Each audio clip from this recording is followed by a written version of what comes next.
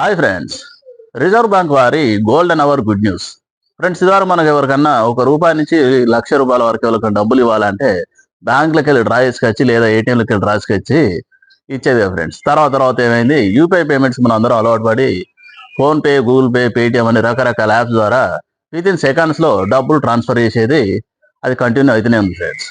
ఈ మధ్యలో ఇట్లా పంపేటప్పుడు ఏమవుతుందంటే అకౌంట్ నెంబర్ తప్పున్నా కానీ ఫోన్ నెంబర్ తప్పున్నా కూడా అమౌంట్ అవతల పడితే యువతలు తీసుకోవడానికి చాలా కష్టం. ఈ రోజుల్లో బాగా ఇబ్బంది కూడా ఉంది ఫ్రెండ్స్. దీని మధ్య మళ్ళీ సైబర్ నేరాల ఫ్రాడింగ్ కూడా నడుస్తుంది ఫ్రెండ్స్. ఇట్లాంటి వాటికి సంవత్సరానికి కొన్ని కోట్ల రూపాయలు ఫ్రాడ్ అయిపోయి మళ్ళీ రిటర్న్ రాకుండా ఇబ్బంది పడే పరిస్థితి ఉంటే రిజర్వ్ బ్యాంక్ వాళ్ళు దీనికి ఒక మంచి న్యూస్ చెప్పారు ఫ్రెండ్స్. ఏంటంటే ₹10,000 లోపు పేమెంట్ అయితే సెకండ్లలో వెళ్ళిపోద్ది. 10,000 దాటి మనం అమౌంట్ ఎవరికైనా కొట్టాలంటే 1 అవర్ పీరియడ్ వెయిటింగ్ పీరియడ్ అట ఫ్రెండ్స్.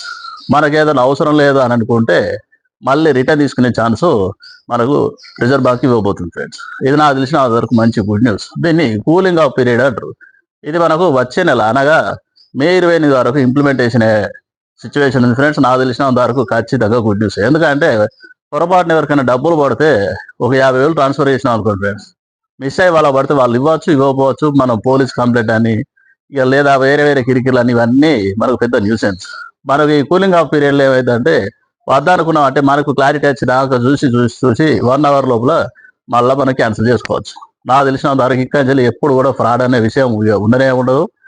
సైబర్ నేరాల చేతిలో మనం చిక్కే అవకాశం లేదు ఫ్రెండ్స్. Thank you friends. ఈ వీడియో వస్తే లైక్ చేయండి, షేర్ చేయండి, ఫాలో చేయండి.